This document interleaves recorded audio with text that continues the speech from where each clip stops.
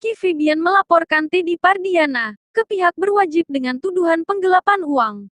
Iki, begitu biasa disapa, mengaku mengalami kerugian kurang lebih rp 5 miliar. Rupanya, Teddy sudah tahu ia dilaporkan polisi oleh putra sulung Sule.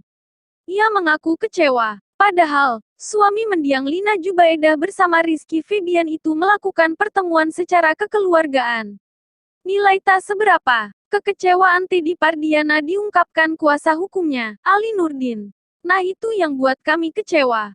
Karena katanya mau dipenuhi saat pertemuan.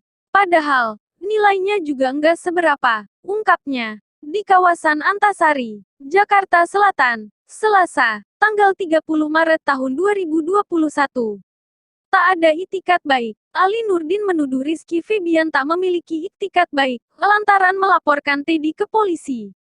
Tapi yang kami hadapi malah LP di Polda Jabar. Itu yang bikin kami, Kang, kok enggak ada itikat baik sama sekali. Kita sudah ketemu atau apa tapi malah berujung di kepolisian, lanjutnya menirukan pernyataan Teddy.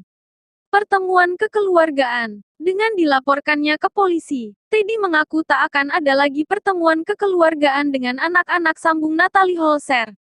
Ia pun siap menjalani laporan tersebut. Siap dong, masa enggak siap dipanggil polisi? Nanti kita ketemu lagi di Polda Jabar, sambungnya.